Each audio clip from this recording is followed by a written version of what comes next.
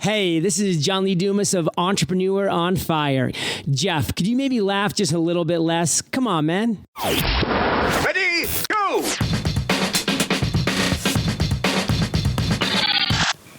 Hello, welcome to the show. Thanks for being here. Thank you for subscribing.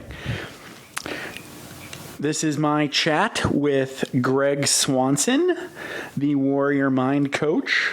This is a lot of fun. I first came into contact with Gregg when I listened to his episode on the One You Feed podcast with Eric Zimmer. And that is a great show, so I encourage you to check that one out too. So a little bit about Gregg. He was in corporate sales. We both lived in Hawaii. We have that connection point. He survived an avalanche on a mountain climbing trip, and that completely changed his life. So he's got a lot of veers and a lot of vrooming, and this is a really fun conversation, fun chat. My conversation with Gregg Swanson, the Warrior Mind Coach. You can find his stuff at warriormindcoach.com. Okay, now without further ado, my chat with Gregg Swanson. Enjoy. Are you ready to thoughtfully steer away from your revved up, frenzied, and far too often scripted life? Then welcome to Vroom Veer with Jeff Smith, where he guides you down the road differently traveled by sharing unique experiences with guests who have managed to shift away from a life stuck on cruise control and veered their way into a more authentic and fulfilling one in all sorts of interesting and kind of remarkable ways. Get ready to Vroom Veer with your differently traveled road chauffeur, Jeff Smith. Hello, Gregg Swanson. Welcome to the show. Thank you for being here. Jeff, thanks so much. I'm really excited about our discussion and appreciate the opportunity to share a little bit with you. Yeah, you know, I'm a guy that likes to talk about stories, and just listening to you on the Eric Zimmer's One You Feed, the One You Feed. I was like, okay, this is a guy that I would be fascinated to talk to, and you got me curious. I thought immediately. Your life and your story and the way you structure your business had a lot of different elements that really super intrigue me. So I can't wait to get into this. Yes. Yeah. You and I seem to be a little connected as far as like life approach. So, yep. All right. And also we have Hawaii in common. Oh, okay. Well, tell me a little bit about how we, were you in Hawaii for a while? Did you live there for a while? When I was in corporate sales, so I was in corporate sales for about 25 years, high-tech telecom sales. And Hawaii was one of my territories. I had California and Hawaii. Rough duty. So I had to, quote, had to go over there about once every 6 weeks to visit Hawaiian Tel at that time before every 6 weeks. That can get a little, that would be a little rough, even if you're going to Hawaii, but you know, if you got to go somewhere every 6 weeks. Right. Well, the thing is I had to go to each island because each island had their own island manager in charge of communication. So I would go to each island, and then, you know, on Oahu was their main headquarters. So I would, you know, I didn't see them that often as my regular clients in California. So we would do breakfast, we would do lunch, we would do dinners, we would do everything. So I visited there so much that I started to get kama-aina rates. I remember. And then you start picking up like the local like dialect. Oh, did you start saying takain? Oh yeah. And then the cadence of the words and all of it. Yeah. I would fall as soon as my feet hit the tarmac, if you will. It was just pure Hawaiian mode. Yes, I loved. One of my favorite things about living in Hawaii was being able to like leave and then come back. As soon as you land, it doesn't matter what island you're at, but I think particularly Oahu, that was where I landed most often. As soon as you get off, you feel that breeze and then you smell flowers. Yep. At the airport. That was great. It was wonderful. So we do have a little bit of Hawaii in common, and I would actually go over to some of the military bases with Hawaiian Tel to provide services and stuff. So we may have more in common than we first thought. Yeah, I worked up under the pineapple fields by Wheeler. Okay. Did you ever get around there, right at the end of H2? Oh, absolutely. Yeah. Absolutely. Everywhere. I think between military and myself, I've gone to almost every place on the island at some point. When I first saw your picture on your website, I thought you might be a Marine. No, I'm not, but I do appreciate the discipline that the military has, and I subscribe to that a lot. In warrior mind coaching, it's not necessarily the warrior is the one that goes out and does the battle externally, but it's more the one that does the battle internally. And in my philosophy, it's the person who masters themselves physically, mentally, emotionally, and spiritually. Yeah, I love that too. And a lot of your stuff has the Dan Millman Way of the Peaceful Warrior sort of feel to it. Yes. Yep. Exactly. So incorporating, we all have teachers throughout our lives. We go through these spurts, whether it's Dan Millman for a while or Carlos Castaneda for a while, and they all seem to come together into our own personal style and how we live and our philosophies. So we chatted a little bit, and we want to dig into some of your stories and maybe some of those that you haven't had a chance to share, and you think have value. And like the concept of the show is transitioning from vrooming, and that's like life on autopilot, moving maybe a little too fast, but kind of in an unconscious mode.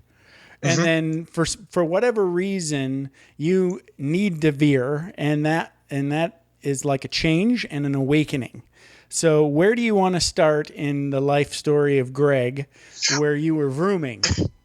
Well, I think a great place to be is just post 2000, when I was still in high-tech sales, making well into six figures, just having a great time. I mean, I had a beautiful house, had Hawaii as a territory, California as a territory. Work was great. I had a home office, so there wasn't this big commuting. It was great. And then the bubble burst. Right. Okay. Right. Around the 2000 time frame, the bubble burst, or the second bubble, if you will, and the telephone companies and high-tech companies stopped buying because they've already bought so much infrastructure, that is the cable, the electronics, et cetera, that they didn't need to buy anymore. And that's one of the companies I represented sold that. So myself and our whole team was let go. Whoa. Right. And so let go. There was a severance package and other things, but it still you were just kind of like no longer needed. You were right. Oh, wow. And the funny thing is, about 3 weeks before that, we were at a sales award for the company, and we were all supposed to go down to Atlantis as a reward, as a sales reward. And then 3 weeks later, we all got downsized. So we never got. Wait a minute, Atlantis, the mythical city under the sea? No, it's in the Caribbean. It's a that resort. Hotel. Yeah, the resort. Oh. So we were all scheduled to go down there. I thought you knew where it was and you weren't telling. Well, maybe. So hit my peak in sales, and then got downsized, and then started looking at how I was living. So this is part of this awakening that you talk about, which took actually probably about 5 years to really become awakened. But I looked at where I was. And it was a wonderful area, had my kids there, but realized that perhaps it was just a little bit too large for me, too much stuff. And so at that time, my fiancé and I decided to, quote, downsize. And we started looking at different areas to live in.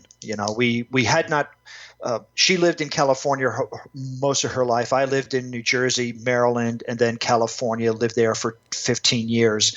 So we said, where should we move to? And we made a list because we didn't think the house was going to sell that quickly. So we had Bend, Oregon on the list because my nephew had been here, my brother had been here and talked very highly about it. We put down Boulder, some places in New Mexico, and we had this list. So we put the house up for sale. It sold within 2 days, $1,000 over asking for a 15-day escrow. That's good for you. It's good for us, but we didn't have no place to go to. Good news is, yeah, I've done that before. It's okay. Right. You know, that's one of those. It's like a blessing and a curse all at once. So you kind of just have to run with it, you know. And that's what we did. We got in the car and drove up to Bend because it was the place that was closest to get to, the quickest to get to. We looked at it, thought it was just a fantastic place, and decided to move up here and start a business at some point. I hadn't decided at this point what I wanted to transition to. So I was doing some internet marketing, some network marketing, MLM companies, and just whatever seemed attractive at that time, and got up to Bend and decided those things weren't working. So I got back into sales again, telecom sales, but this was more selling long distance, and it just didn't resonate. I knew from the very beginning, right? You get something and you just know it's not going to work out. Okay. And so I kept going after it, trying to make a go at it, when lo and behold, I got recruited. The bubble had now healed. Okay. And telecom companies were now buying, and I got recruited to a company in the Bay Area. Oh, nice. And so loved the Bay Area, got down there and just made that the years I was there, I made the most I ever made in sales. It was just phenomenal, just absolutely phenomenal. Well, they decided to change their distribution model of sales and decided to downsize. Again. Here we go. Is this like scratching the record? It's like you're getting tapped about you're going through the death throes of telcoms, basically. Yep. And I kind of sensed it for a while. So that's when I started looking at becoming a coach, and becoming a personal development coach, if you will.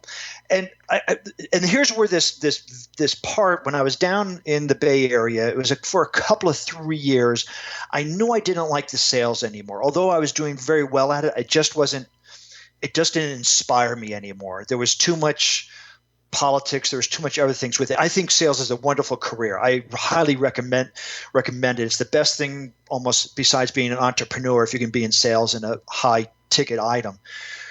But I realized that I wasn't having that passion in life anymore. I was missing that passion of getting up and why am I going to work and why am I doing this and the big whys. And this is, I kind of look at this as this is for most people between ages 35 to 40 to perhaps 50 is this midlife transition. Right. And right, the universe tapped me on the shoulder, said, hey, you've been in these jobs before. You don't like it, so we're going to get you out of this job. So now you have to make a decision on what you really want to do because it's not going to be sales. Okay. Sales is over for you now. Right. It's over. That part of your life is done with. Understood. Although we always do sell. We're always selling something. But, what I meant was in respect of working for a company as a sales executive. Right. In that particular sort of like telecom world. Right. It was the universe is telling you it's time to move on. That's the quintessential midlife non-crisis and or crisis. That's the veer. It is the veer. That's the veer. That is the veer moment. Completely. Right. And what happened was for a couple of months before I got downsized, I knew I wanted to do something different. So perhaps you can relate to this. Perhaps your listeners. I didn't know what it was, but I knew there was something missing. Sure. Oh, yeah. I can totally relate to that. There was this lack, and I didn't know what it was. And so I'd go to workshops. I'd read books, and they said, follow your passion, and then the money will come. Follow your passion. Well, Jeff, I'm sure I'm like you. I have many passions. Yes. Like I don't have one passion. Right. Very few people have just one thing. We figured that out, right? Right. But they say, follow your passion and the money will come. Well, I go, well, I like to work out. I like to climb mountains. I like to do rock climbing. I like to read. I like to, help people. So I started thinking, how can I put all this together? Okay. And it never came together because after year of contemplation and looking and working and figuring this out, what I came up with was this. We all have multiple passions. But we have one passion that we love to share with others, and the other passions are for our own self-enjoyment. I think you're right. Yeah, that's a good they're all one. Right. And it's not being self-centered. It's just we do it for our own intrinsic pleasure. Right. So for me, it's working out, hiking, camping, rock climbing, mountain climbing. I love that. I don't want to be a guide. I don't want to be a personal trainer. You're although doing it for you. You're doing all of those things for you. Yeah. And you don't want to help other people because it would ruin the buzz. Right. With that. However, I what agree. I realized is when I did talk with other people, friends, families, and others, the subject would always come around to, for lack of a better term, personal development, that they're holding themselves back by their thinking. And they're creating these stories that hold them back. And I would try to encourage them to, is that really a true thing you're saying to yourself? So after reflecting, I found, this is where coaching comes in. This is where I love to help people, but all the other passions are for me. And for Jeff, for me, that was such a big aha moment because it was just a relief that I didn't have to try to fit all these other passions into helping people. And, that was that kind of, that still was on that veer path. Yeah. And for me, I think it was the mode became something to do with speaking. So that's why for now I'm doing podcasting because to me, I like you, I have tons of different sorts of passions, right? But speaking in any sort of venue, even if it's like talking in a classroom or giving even like a big public speech or chatting like what we're doing right now, it's effortless for me. And that is a rare gift that I need to cultivate. I understand that because like everybody always says, it's like the number one fear. And I'm like, oh, well, that's cool because it's a superpower for me. I love doing it. That's like, I tried blogging for a while, and that just sucked all my juice. I was like, I can't do this. But chatting with you, that's effortless. So whatever it is that I want to share, it has to do with using my voice like this, talking, Right. And you found that out. I mean, you found that out pretty naturally, or it sounds like it took you less time than it did me, because part of what my hindrance was, my roadblock, was the financial part of it, right? Okay, sure. From your bio, you've been in that six-figure income range also, and it's nice. It's not that money is everything. However, it does provide the luxury of perhaps going out to dinner twice a week instead of once a month. It allows you to do some vacations, it allows you to do some things. So I was always kind of wanting to hold, and I would hold on to that the sales job for a while. Even while I was coaching, I'd look at jobs and I put resumes in. I would put 20 resumes in. I'd get 3 calls and then go no further. And then so there was this it was a big stop sign. Like, no, you're not going there. You are not going there. Sure. Right. And I would occasionally sneak back and test and think that the universe wasn't watching me. And I put a job app in and, is anybody watching me? And I would get to 2 interviews and then, we closed the position down. We don't have. And so after a while, I just had to release it. It was just like, this is. Let's drill down on that a little bit, because I went through a similar situation, and I think it goes to sort of like a couple of different things. You are chasing a little bit of a thing, you're chasing the money, right? A little bit. You go, this is a thing that I know how to do and I can kick ass at it and my life will be easy. There's always that voice is always going to be there, right? Oh, yes. Yeah. I've had that. And actually, where I'm at now is I understand that my overall dream is to do something like podcasting or public speaking and making money like that, either as a speaker or podcaster or whatever. But I'm also looking at things to do side hustle just to give mama a little like peace of mind and shoe money. Yep. So, now, the shoe money probably comes first before the peace of mind, right? She could care less about peace of mind. The peace of mind is for me. She only cares about shoe money. She's very much like Cuba Gooding Jr. Right? Oh, show me the money. Yep. So sorry, I interrupted. Continue. No, but that's when I coach folks, what's interesting is that when there's this resistance to what we're trying to do. At some point, we just have to release it. And for me, it took a very long time because, again, I knew I was good at sales. I knew I could do it. And even though I enjoyed my coaching business started off small, and it was just a few people there. That was they more needed therapy than coaching. Okay. Yeah, that's typical. Right. And so it was always the sales part with it. And it took me probably a couple of years, Jeff, to just say, okay, I'm done with it. And it's just through. I need to go back to coaching. And just even to underline this a little bit more, I was recently a consultant with a sales training company. So it wasn't really selling, but do the training and the delivery, but it was all focused on sales. And when I signed on with them, my personal business started to dwindle. Oh, right. Okay. And I wasn't getting any success in the other aspect. So when I terminated the agreement, within 1 week, I got 5 clients. See, there you go. Right. And so it's this pent up energy. There's as you're saying, the vroom veer. The veer now is the vroom. Yes. Right. Sure. So all because this midlife change that was put upon me, thank goodness, because I don't know if I would have actually consciously made this change without being downsized. Right. And when I look back on it, these are things that I see people going through a lot. Is they're in a position, they're in a job, they're lucky enough to still have the income, but they want to find something else. And so we talk about what's their passions, and so I can relate this story to them because it took me 5 years to get this together. Right. So when did your coaching business really start taking off and helping or get to the point where it started supporting you financially? I'd probably say it was 2 years ago. Okay. Where I put together a couple of special packages basically to help people through what I went through. I do regular one-on-one virtual, but I also had this private workshop that I did. Once I put this out there on my web. My web wasn't very popular at that time. I was doing blogging, a blog post every day, and it was like killing me.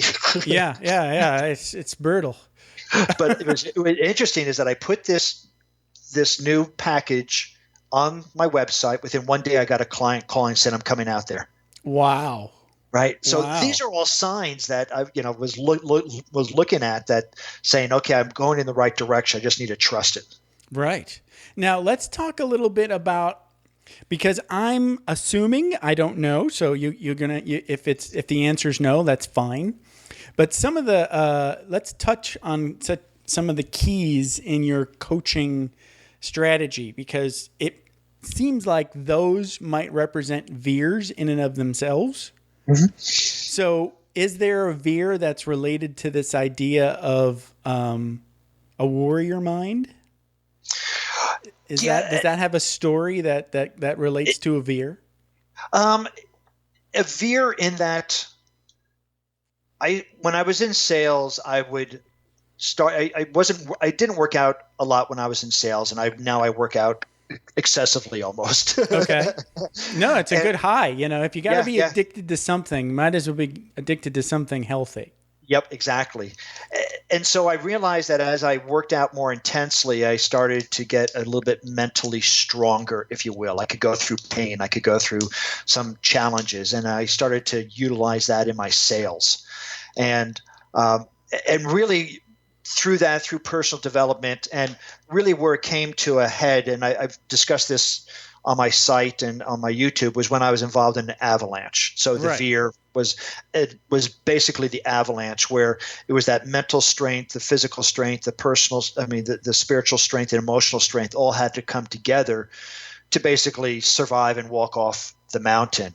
And this was well before I even thought I was going to be in coaching. This was still when I was in sales. But when I looked at what it took for a warrior mind, that is a person who can master themselves physically, mentally, emotionally, and spiritually, it was that event, so that veer, that really culminated to it. And that I had to have all those 4 things. If I lost any one of those, then who knows what would have happened. Yeah, Yep. that's an amazing story. Dig into the avalanche story. I don't want to spend too much time on it, but Yeah. if there's some pieces that you maybe are a little too deep or maybe were a little too vulnerable that you haven't put out there so much. Yeah, part of the reason why my brother and I were on there was his son, my nephew, was killed a few years earlier in a helicopter accident in British Columbia, learning how to do an avalanche course. So my nephew was a big mountaineer, just loved the outdoors, loved it. He got me involved in rock climbing, got me involved in mountaineering. And so my brother wanted to experience the high of being on the mountain like his son did. And so we were up there, and not too many people knew about it. We told the guide why we were there in case things emotionally started to come up. The guide would have been prepared for that. Okay. And so, as we were climbing up Disappointment Cleaver, it was, it's called Disappointment Cleaver for a reason. Most people turn around there because it gets so excruciating hard. Okay. I mean, you're walking at a very steep incline, high altitude, breathing just excessively. And it was through that point that, we kind of both connected with my nephew and understood what he was going through is that pain. But then when you get to the top, it's that pleasure. So, going through that pain. And it was, we stopped and talked about it a little bit. And I've really never discussed this before. But that's one of those parts of that climb that it wasn't just the avalanche. It was what led up to it, why we were on the mountain in the first place. And then I don't want to even call it synchronicity, but the fact that we were caught in an avalanche, kind of. It's more of an ironic, right? Yeah. It's an irony. Right. There you go. Yeah. Wow. And one of the things is that before we went on the mountain, I was talking to my brother's wife, and I said to her, "Don't worry, I'll bring him home safe." I hope you did. Well, we did, but what was the scary part is that when I was sitting off the cliff, I was in the last of the 5 of the rope crew, so there was people behind me. I was the very last one. You were the anchor. Right. Is that what they call it? Right. Yep. So I'm sitting on the ledge with people beneath me. My only thought is my brother is beneath me, right, hanging off the mountain, and I don't hear him. And so I'm thinking, oh my gosh, I told his wife that I'd bring him home safe. And I was with this thought for about 3 hours till I realized after they secured me and I looked around and I heard his voice that he was okay. And for 3 hours, I was dealing with how am I going to tell her or what's going to happen and all the guilt that came with it about, because I kind of convinced him we should do Mount Rainier as opposed to another mountain. And it was all this mind chatter and mind frick that came up. And thank goodness, we both got off safe. Most of the people did too. There's one person who did not, unfortunately, get off safe. But, the story itself is one thing, but the story behind the story is another. Yeah. I mean, your life was never the same after that. No, it wasn't. And, it wasn't the same after my nephew died also because of the lack of communication about, mountains and hearing his stories. You like stories, and he had great stories of mountains and rescuing people, and he was on a rescue team. And so that was all part of, that adventure that we took up to Rainier, which we kind of kept close to the vest on that. Sure. Oh, yeah. Wow. And when you come back from that, I mean, obviously you've got to get over almost like a post-traumatic stress disorder. It was exactly that. It was exactly that. I will tell you, Jeff, that I remember specifically sitting in my townhome, and I took some days off of work. I was on the flight, and people knew about the avalanche. So I was in a wheelchair. They were all talking to me on the flight, the stewardesses or the flight attendants, I'm sorry, and others. And then I had somebody pick me up at home and went back to home. And I'm sitting there, and reporters were coming down from Seattle and interviewing me. And then once all that kind of fizzled out, everybody got the news feeds and were gone. I realized at that point, it was almost like my ego checked out in that I didn't see the importance in a lot of things. I appreciated being alive. Amen. Yeah. Right. Yeah, I appreciated being alive, but I kind of dismissed the importance of I have to make this sale. I have to make this. I have to do this. Right. It was all the stuff that just didn't didn't mean, and I don't mean this in a bad way, it just didn't mean anything. It really had no meaning because we're going to die and there's going to be people selling after we die. There are going to be people selling. And and the whole, you go to these sales meetings and everybody gets rah-rah and all this other kind of stuff. And it just was like this, such a peaceful feeling of it just doesn't matter. It's a good, yes. And I know people that don't sort of experience these sorts of life and death sort of situations. When you face a life and death situation and you come out the other end, the volume of little things, right? Like everybody's freaking out because of the boss is mad. Right. So what? Yeah. The boss isn't going to kill anybody, is he? No. Okay, then it doesn't matter.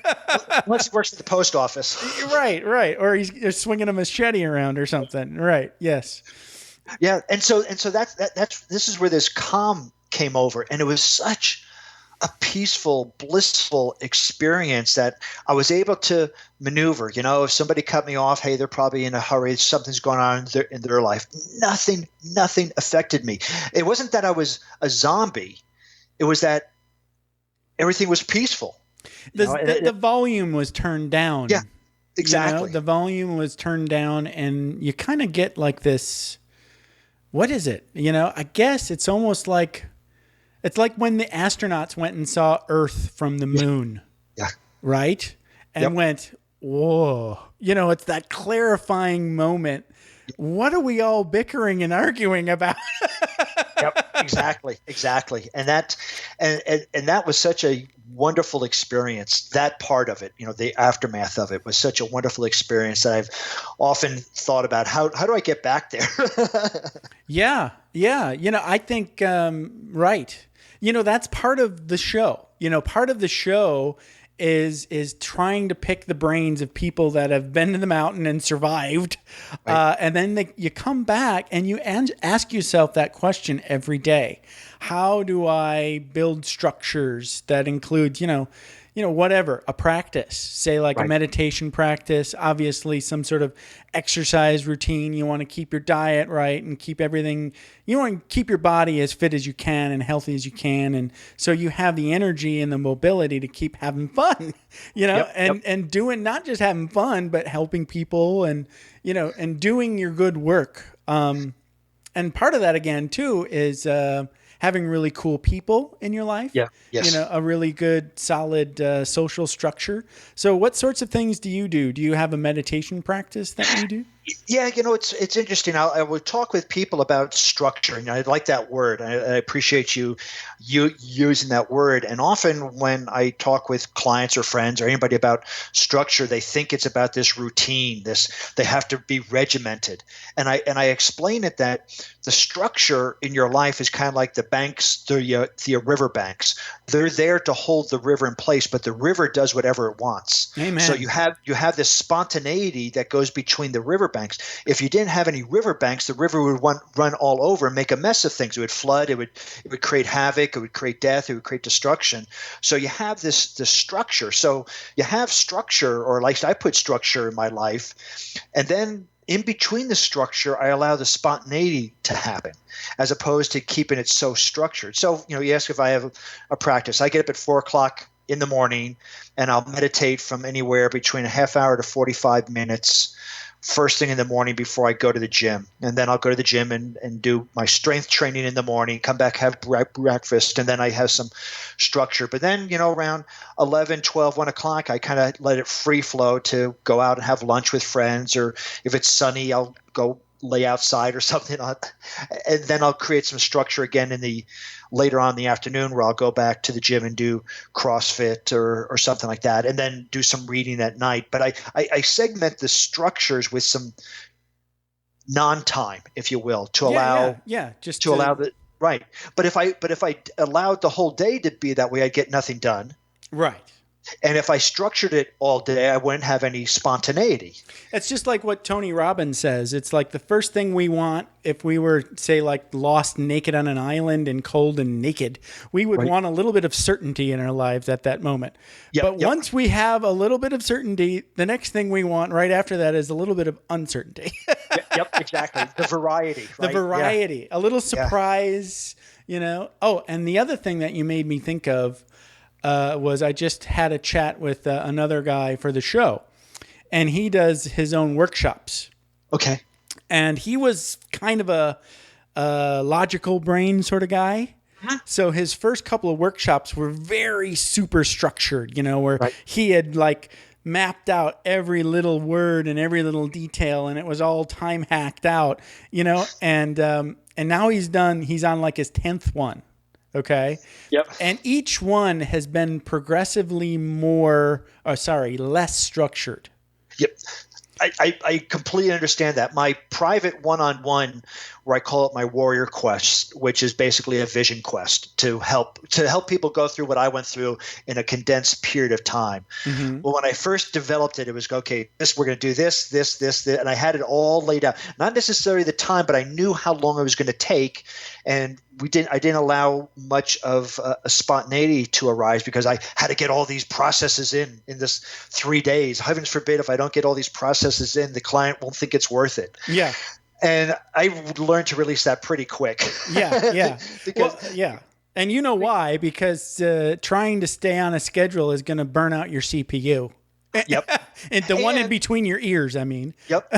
And whether it's a workshop or one-on-one, that's not allowing the client to be spontaneous and to go with his or her flow. And you're going to be too much in your head thinking about all the sorts of things you don't need to be thinking about. Yep. And there are times in life where you have to have that structure, right? When you're going climbing a mountain, you want to have that structure of a team with you. You got to check all your equipment. You got to do all of that. Well, I think it's like what you said. It's like you have to do both. Right. But it's like the way a good football coach or a good general, looks at planning. Right. Your planning is your structure, and you have to plan. You have to have a plan. You just have to know that the plan, if you're playing football, the plan is out the window as soon as you say hut. Yeah. Yep. Because then you have to say, all right, we had a plan. Now what's going to happen? Yeah. And you have to deal with life as it comes at that point. Right. But it's like Mike Tyson said. Yeah, right. It's like Mike Tyson said. Everybody has a plan until they get hit in the face. Exactly. Same idea. Yeah. In the military, that was key too. I mean, you always want to have a commander, say like a captain out there or a major that's running, 10 or 100 guys. Right. That knows the plan and knows the objective, but you don't want to tell him how to tie his shoes. Exactly. and there's so part of my life has been that structure and letting that go open. These veers have taught me that I can try to control or have structure around so many things, but no matter how much those veers are going to come in and take me in a completely different direction, and it's best to just go with it. As Abraham Hicks says, swim downstream, don't swim upstream. Did you ever hear Wayne Dyer do the whole thing with row, row, row your boat? No, I haven't heard that one. He does like the whole life lesson with row, row, row your boat. It's fun. We could do it. It's quick. So it's row, row, row your boat, right? And not anybody else's boat. Oh, okay. Right. So that's where it starts. And then gently. So whatever you do it gently. And then downstream. Don't turn it around and try to go upstream. Right? And then merrily, right? Yeah. That means just keep a smile on your face. And then what was the last bit? Oh, life is but a dream. And that's just the Buddhist everything's an illusion thing. Right. Wow, that's wonderful. That's I know. How cool is great. That? Yeah. Wayne Dyer's awesome. Yeah. And so those veer moments that you talk about, I found I was resisting them for quite a long time. And, from the being laid off twice, trying to get back into sales, and once I released it and went with it, the veer now is the vroom. Yeah. And I think that's, for the sake of the show and keep it simple, stupid rule, we kind of like focus on the benefits of veering versus vrooming just to keep it simple metaphorically. Yeah. But really, when you dig down deep, it's not that simple. Yep. And I realize that. But, branding as it is, we want to keep things simple. Right. So moving on, I saw that you do some sort of shamanism in Yes. your coach training. So is there a veer in your life related to how you got there? Because that's amazing to me. Right. So I was brought up Presbyterian. I was Lutheran, so we're very close. and at that time, my parents were, I don't want to use the word nice, but were open enough to allow me to explore other, at that time, religions as opposed to spirituality. So I had a friend that was Catholic and would go to the Catholic service, friend that was Lutheran, went to the Lutheran services. So, that's kind of my religious background, if you will. Mm-hmm. And then as I got older, moved over to Methodist because I didn't really like the dogma so much of it, and Methodist seemed to be I didn't know anything else, right? I didn't know anything else. It was just this would fit in best for me. Right. Well, and I'm not too sure how it started, right back when, but I was on a spiritual journey, a search, looking for more meaning in life. And this was before my downsizing. So, if you look at pre-2000, but not much. Okay. So there was this, this late around 90s. that time. Yeah, around that time frame, things were shifting in my life. They were starting to veer, and there was a gentleman. His name was John Randolph Price. I don't know if you ever read any of his books. No. Amazing books. These small little pocket books. One of them was the Abundance Book. Another one was called Super Beans, and it was just fat. I got it. It was referred to it by a friend who knew I was looking for, a different path, and in Super Beans, John Randolph Price talked about the mystery schools, the great mystery schools of Egypt and the olden times, and talked about how these mystery schools, they were called mystery because you couldn't put it into words what you experienced. It was all experiential, and you couldn't. And they unveiled the secrets of the universe to you. I love that. Right, and it was just so I got fascinated through with experience. This. Right, through experience. So it's just not teachings. Right. And so I looked up. Just did a quick search back then of the internet being what it was, waited for my dial-up modem to connect. I remember. I was on a BBS back in the day, my 24-baud modem. And that horrible noise that you had to sit through, right? All of that. Sorry, everybody. Anyway, I found a mystery school, and I called him up and talked to him about it. And of course, they couldn't tell you anything because it was a mystery. They just said, if you called, you need to be here. Basically, that's all they said. Right? Okay. I'm going, well, what's it going to be about? They go, well, you'll find out when you get here.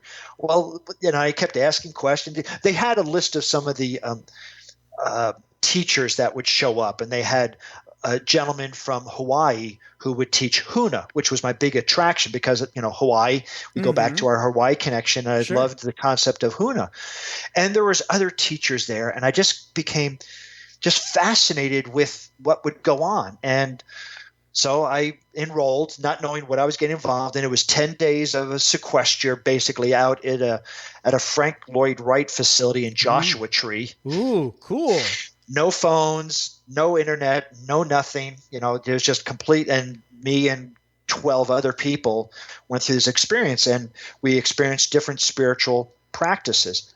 Well, towards the end of the first 10 days, there was a Native American practice, and it was discussed around shamanism. Okay. And, excuse me. And so I just became so fascinated with it that during the 6-month break before the next 10 days of this mystery school, I delved into it and studied with Michael Harner and other gentlemen and people, and just got into that. And by no means am I an expert on it. Like, there are some people out there that are just phenomenal. But I took what I could from the practice, right? It's a spiritual practice that can be blended into any religion that you want or as a standalone.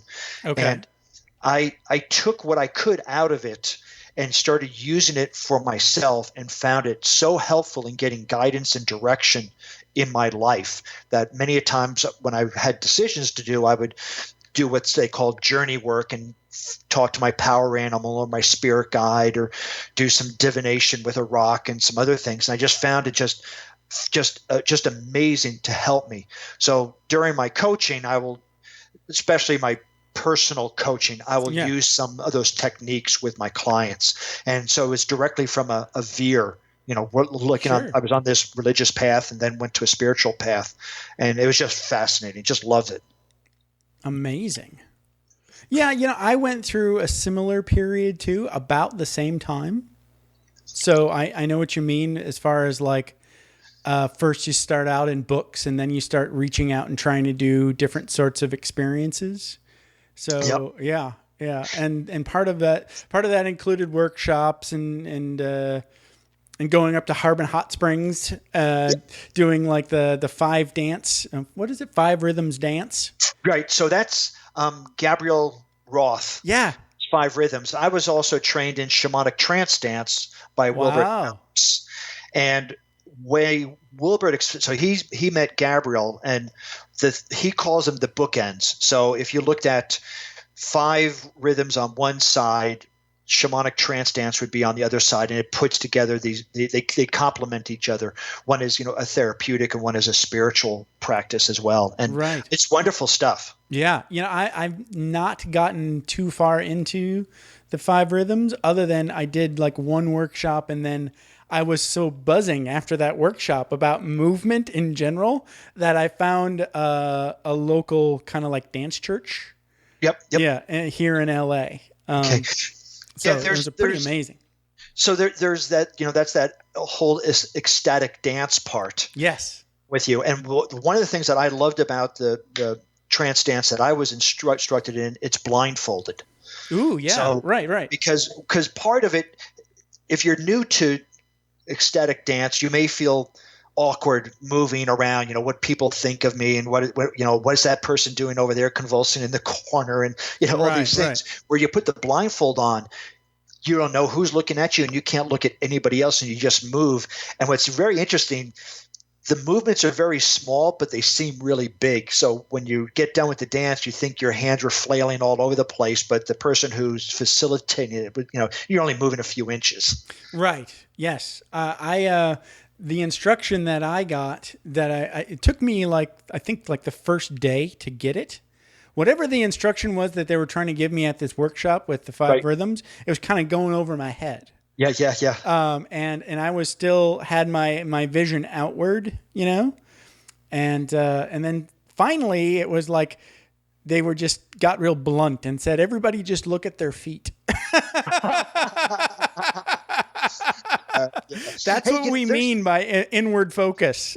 Yep. Yeah. There's a great dance group there, Dances of Universal Peace in the LA area. Oh, okay. It's part of the Sufi tradition. Ooh, neat. And they usually have a dance once a month, and it's not as ecstatic as the ecstatic dance, but it's something that is, again, it's all part of this veer, because when I went to mystery school, one of the things we learned about was Sufis.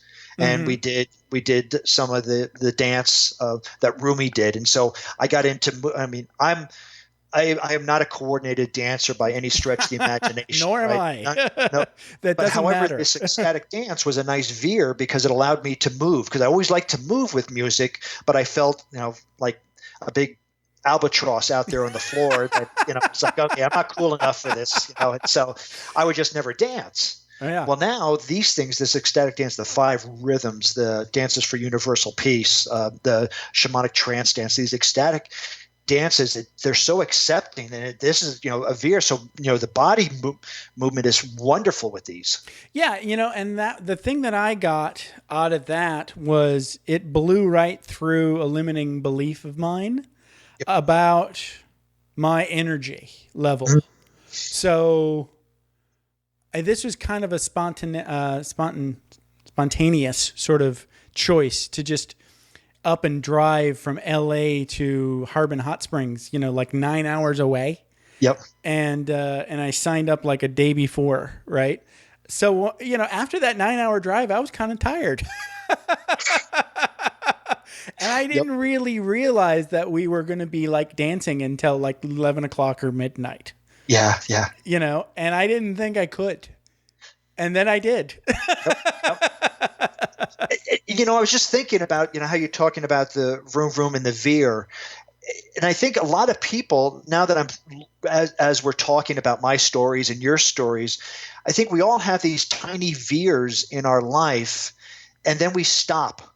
Yeah, you're right. And don't continue. We want to get back in the vroom part. We had these veers, like that veer going up to Hot Springs, right? You did at the last minute, and then what happens? And I think for myself is I look at life, and there's all these little veers, and at some time I back off of them and don't follow them through. And It's true.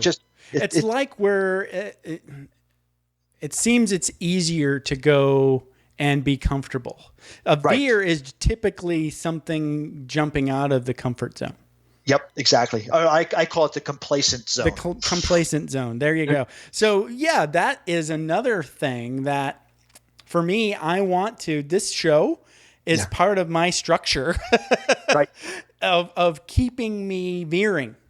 Yes. And that reminds me of, he's a martial artist, and I can't remember his name. Not important, but he's like a world champion of whatever his discipline is. And I heard about him on the Tim Ferriss podcast. Anyway, he, a lot of martial artists will sort of like get really good at, a thing or this thing or that thing. And they're like, he has made his whole practice about living in transition. Mm. If that makes any sense. Oh yeah, absolutely. So, like wrestlers or jujitsu guys, they're like, okay, they're always wanting to, like us, we're always trying to get into the next vroom. Right. Yep. He just lives in veer. Yeah. And Bruce Lee was big at that also, right? Right. When he was doing that, he was probably one of the first ones that would take a little bit of everything and experiment and veer, and just really respected him as a martial artist. But it's interesting to look at, for the listeners, and also as just for us, is how often do we have an opportunity to veer and we don't? How often do we take the veer and turn around because the unknown is there? And then how often do we stay on that veer? And what is it? Eventually, what is it about those things that we react to? If you keep veering the same way, eventually it'll just become a vroom. I think is the lesson there. Yeah. Yep. Yeah. So it's like you have to build. Part of your structure is to remind yourself to veer every day. Yep, exactly. Yeah. Whether that's driving to work a new way, or going to a different grocery store, or walk backwards every once in a while. Yep. Be silly. Or go into a McDonald's and order Chinese food. You can almost do that in Hawaii. Right. Yeah.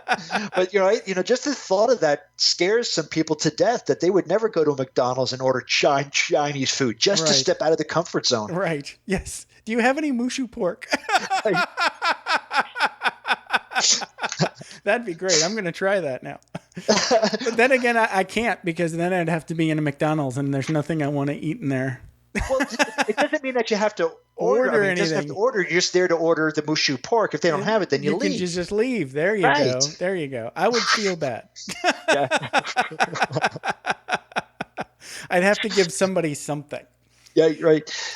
I was just also thinking about this veer concept, which I'm fascinated with. I think it's an awesome metaphor concept. Yeah. Seth Godin wrote a book called The Dip. Okay. Right. And in there, he talks about most people will get to this dip. So you're going along life and you hit this dip and you have to climb out of the dip to continue on towards your goal. And then he talks about most people not evaluating the importance of a new path or a new goal. Like, at what point would you turn around? At what point would you say this is enough? And if you would ever say, if I get to this point, I'll turn around, then don't go there, because you may hit that point. And we waste all this time on goals but never go after them. And it's kind of like a veer. At some point, if you're going to consciously go after a veer, then go after it until it's completed. Yeah, I'm with you. And there's another methodology, and I'll run this by you and see if it fits your model. If you're stuck in inaction and you have like an A/B decision, pick the one that feels the best. Mm-hmm. And take a few steps and see how it feels. Oh, absolutely. And then if those feel good, keep going. If they feel like crap, at least you made a decision and got off of the fence. Right. Exactly. And I think what Seth was talking about is that really look at how important that goal is. It goes from do you really want that? Right. Do you really want it? If it comes easy, yeah, but if I have to put some work into it, no, then don't do it. Yeah, if it's not a hell yeah. Right, yeah. If it's not, meh, if it's meh, then you probably really shouldn't be walking down that road. Right. Yeah. But when these veers come up, it's just fascinating to trust, right? If the veer is a downstream veer, which we may not think, we may think it's upstream, like me, right? I got downsized, I got here, I got, you kept trying to turn around. You kept trying to turn the boat around, right? And at some point it was like, okay, the veer seemed like it was downstream or upstream, but it was really downstream. My trying to go back to sales was really upstream. Right. And it's of course you get like 20/20 vision hindsight. Right. I think that's called a black swan, right? When you look back on things and justify them or analyze them. I think it's an economic term where you look at the current state of the economy and you go back and say, well, it's because this. It's called a black swan. And I got that. Right. And so it's we all can do that, but and that's important to do, I think, Jeff, because then we can attach that feeling that we had at that point to where we are now. So if we know that we're in face for another veer, and I go, okay, this is what happened last time, and I fought this 5 times. I'm going to go with it this time. Yeah, and I think the key for me on all of these things is more awareness. Yep. And that's that's just the basic instruction for all spiritual training, right? Is how much can you expand your awareness every day? Yes. And that's where the key of any sort of mindfulness training comes in. You know, and I had this. I'm going to keep saying this because the more I say it, I think the better it comes out. But like when I do my meditation, for the longest time, I thought it was about the time on the mat. Right. I thought it was about, okay, I got to get my breathing right, and I have to have that aha moment, and then somewhere along the line, and it was more of an aha than a reading or anything else. It was like, no. You sit on the mat so you're better out when you're in the office, or you're better when you're out in traffic, and you want that awareness to expand to your day and into your night and to the next day until you get back to the pillow. Exactly. And what's interesting is even coaching, good coaching will bring awareness. So the mindfulness brings awareness. But when we have awareness, we then can take responsibility. Yes. We can develop a better response ability. Yes, exactly. And so if we don't have that mindfulness to be aware, then we are reacting. Exactly. There you go. We're acting the same way we did the day before, the month before, the week. We're acting again. Yes. Right. And so when good. you can create that awareness, you can become responsible.